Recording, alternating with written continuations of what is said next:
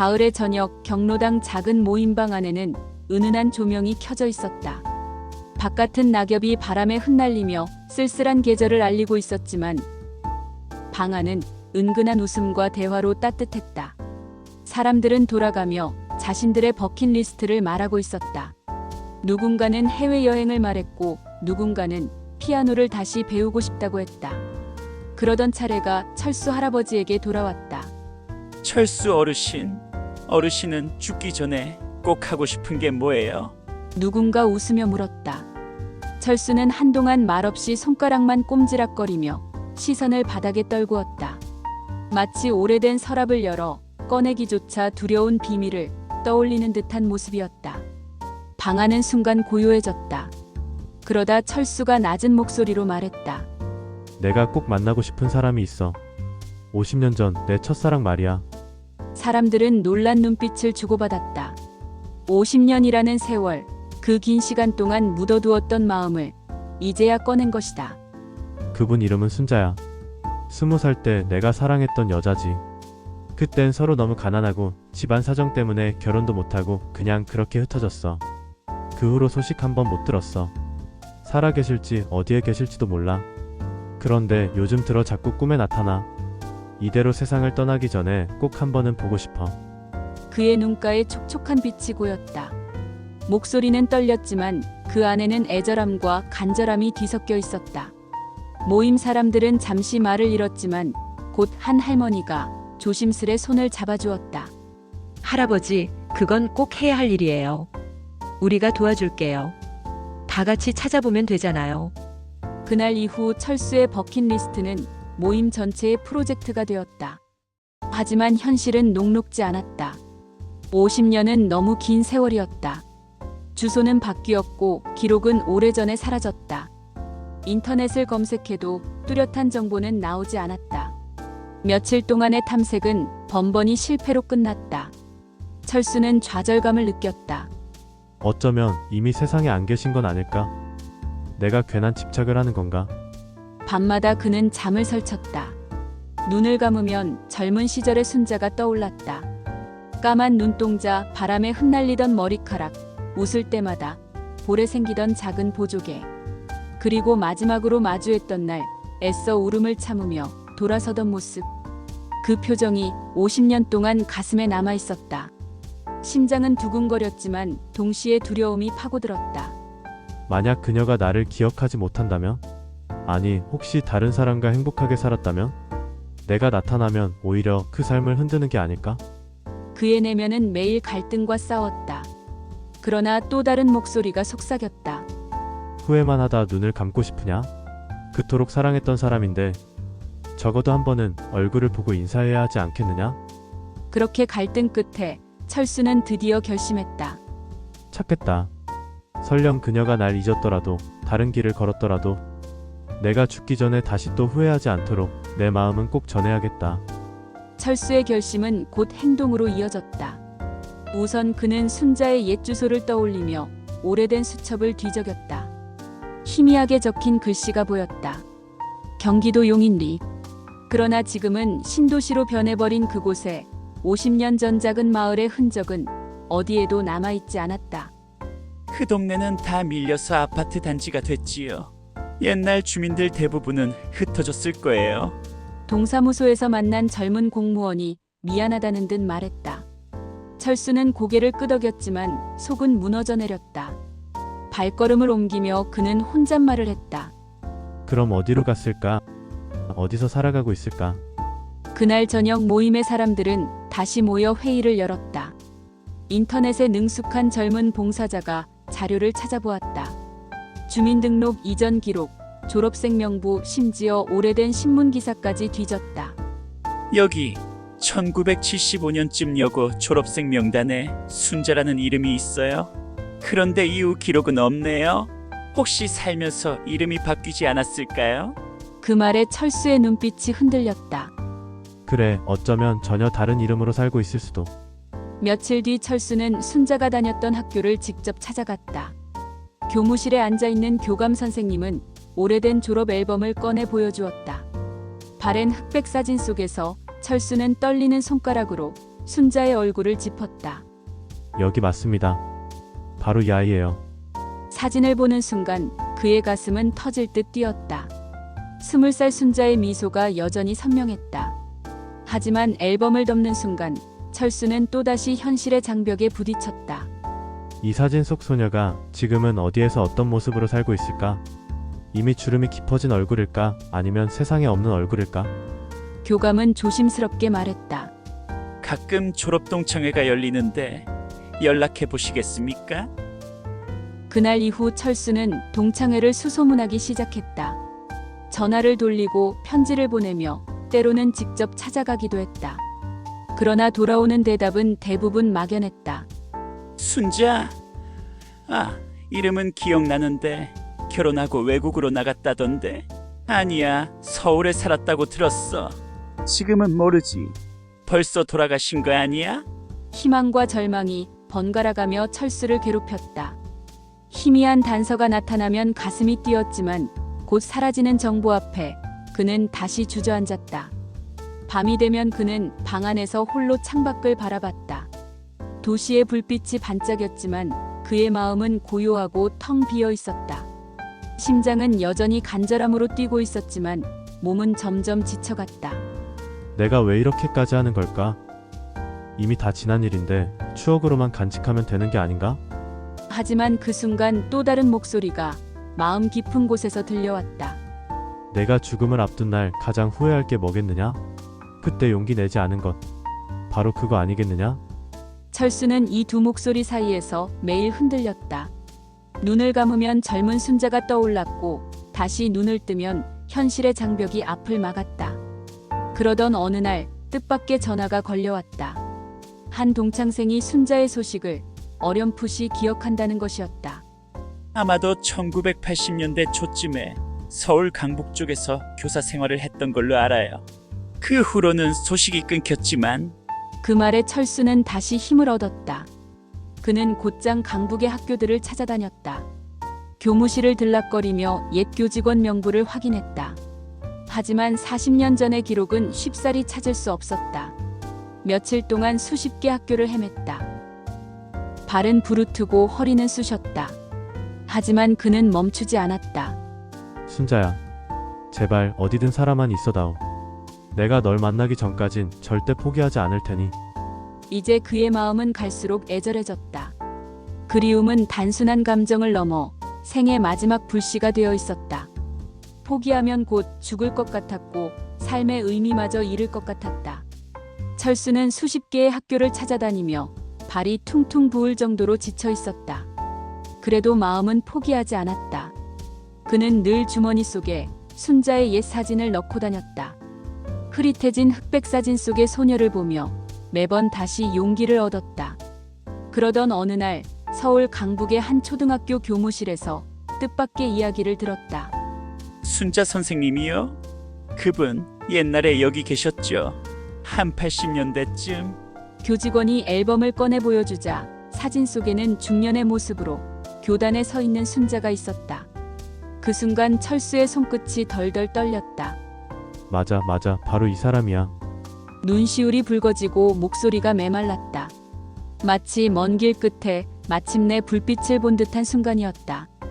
그런데 오래전에 퇴직하시고는 이사를 가신 걸로 알아요. 지금은 직원은 잠시 머뭇거리다가 말을 이었다. 아마도 경기도 어딘가에서 사신다고 들었습니다. 정확한 주소는 저희도 몰라요. 희망은 생겼지만 또다시 벽이 가로막혔다. 그러나 이번에는 달랐다. 구체적인 단서가 있었다. 순자가 실제로 살아 있었고 교사로서의 삶을 살았다는 사실이 기록으로 남아 있었다. 그것만으로도 철수는 새 힘을 얻었다. 그날 밤 그는 잠을 이루지 못했다. 순자야, 너도 나처럼 나를 잊지 못했을까? 교단에서 아이들을 가르치면서도 가끔은 나를 떠올렸을까? 아니면 이미 완전히 다른 삶을 꾸리고 나를 한 번도 생각하지 않았을까? 이 상념은 달콤하면서도 아프게 철수의 가슴을 찔렀다. 며칠 뒤 그는 용기를 내어 옛 동창회 모임에 직접 찾아갔다. 백발이 성성한 노인들이 모여 있었고 그는 떨리는 목소리로 물었다. 혹시 순자 소식 아시는 분 계십니까? 잠시 침묵이 흘렀다. 그러다 한 사람이 입을 열었다. 내가 듣기론 몇 해 전까진 경기도 남양주에 살았다고 들었네. 남편이 일찍 세상을 떠나고 혼자 지낸다는 얘기도 있었어. 하지만 지금도 거기 계신지는 모르겠네. 순간 철수의 가슴은 쿵 내려앉았다. 남편이 세상을 떠났다는 말이 머리를 울렸다. 그럼 지금은 혼자인 걸까? 나처럼 홀로 남은 걸까? 희망과 두려움이 동시에 밀려왔다. 그는 곧장 남양주로 향했다.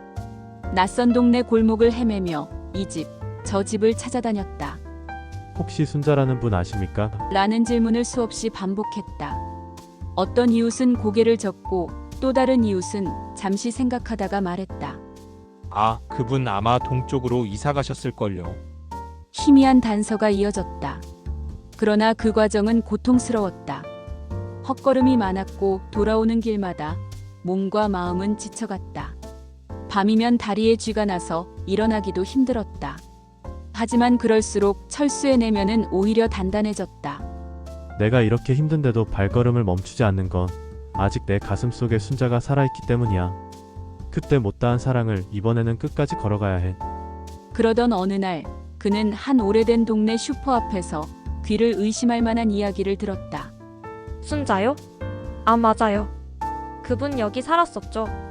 아주 조용하고 품이 있는 분이었는데 몇 년 전 요양원으로 들어가셨다고 들었어요. 철수는 눈앞이 아득해졌다. 요양원. 그렇다면 많이 아프신 건가? 아니면 혼자 계시기 힘드셔서 들어가신 건가? 심장은 다시 요동쳤다. 반가움과 두려움이 뒤엉켜 가슴을 쥐어짰다. 그는 떨리는 목소리로 물었다. 혹시 그 요양원이 어디인지 아십니까? 하지만 대답은 애매했다. 정확히는 모르지만 아마 이 근처 어딘가일 거예요. 이제 남은 건 단 한 줄기 희망. 순자가 아직 살아있고 근처 요양원에 계실지도 모른다는 사실이었다. 그날 밤 철수는 깊은 갈등에 빠졌다.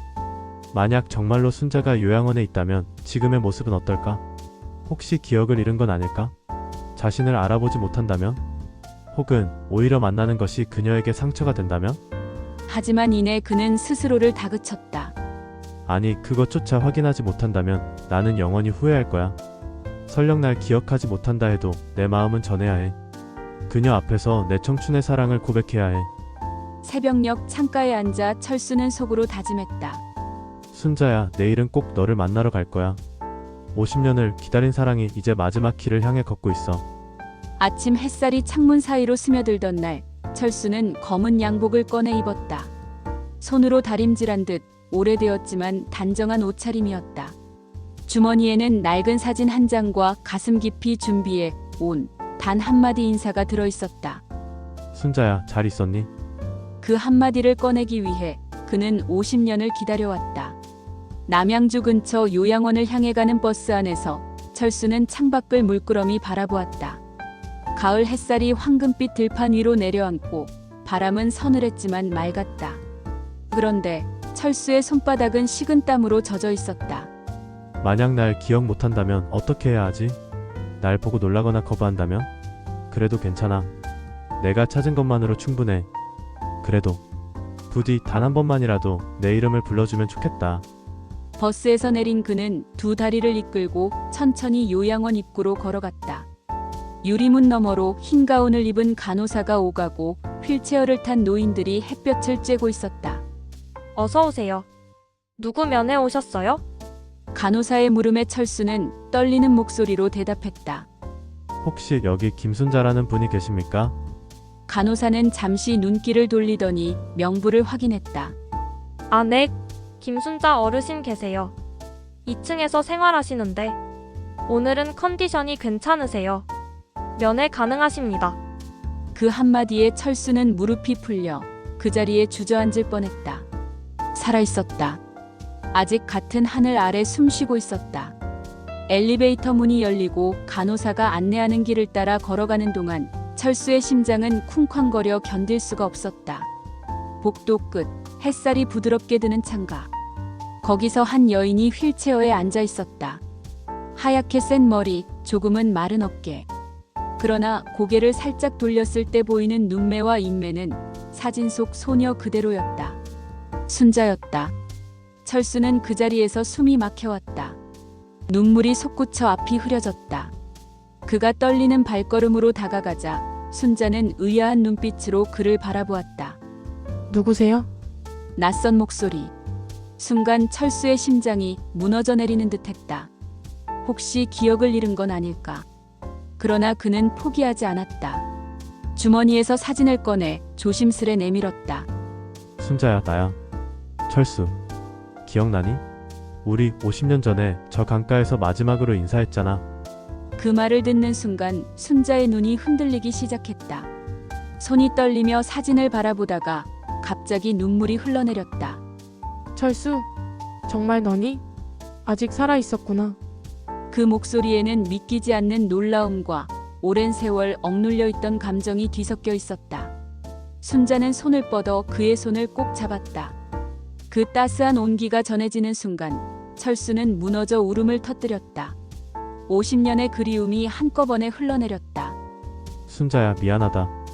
그때 너를 지켜주지 못해서, 너를 붙잡지 못해서 내가 얼마나 후회했는지 몰라. 순자는 고개를 저으며 흐느꼈다. 아니야, 나도 늘 너를 그리워했어. 하지만 그땐 우리 힘으로는 어쩔 수 없었잖아. 나도 얼마나 보고 싶었는지 몰라. 매일같이 네가 살아있기를 기도했어. 두 사람은 마주잡은 손을 놓지 못한 채 한참을 울었다. 간호사들이 조용히 자리를 피해줄 정도로 그 순간은 두 사람만의 세상이 되었다. 시간은 잔인하게도 두 사람을 갈라놓았지만 동시에 기적처럼 다시 이어주었다. 주름지고 늙은 모습 속에서도 그들의 마음은 여전히 청춘 그대로였다. 그날 이후 철수는 매일같이 요양원을 찾아갔다. 두 사람은 함께 옛날을 이야기했다. 강가에서 손잡고 걸었던 기억, 첫눈이 내리던 날 서로를 바라보며 웃던 기억, 그리고 이루지 못한 결혼식에 대한 아쉬움도. 그러나 두 사람은 후회보다는 감사로 웃었다. 철수야, 우리 이렇게 다시 만났으니 됐잖아. 세상이 다 가져가도 이 순간은 누구도 못 가져가. 그래, 순자야. 이제 남은 시간은 우리가 함께 채워나가면 되는 거야. 가을이 깊어가던 어느 날 두 사람은 요양원 정원 벤치에 나란히 앉아 있었다. 철수는 주머니에서 작은 상자를 꺼냈다. 그 안에는 손수 만든 음반지가 들어있었다. 순자야, 너무 늦었지만 이제라도 내 마음을 받아주겠니? 순자는 눈물이 그렁그렁 맺힌 눈으로 고개를 끄덕였다. 철수야, 나는 이미 내 사람이야. 50년 전부터.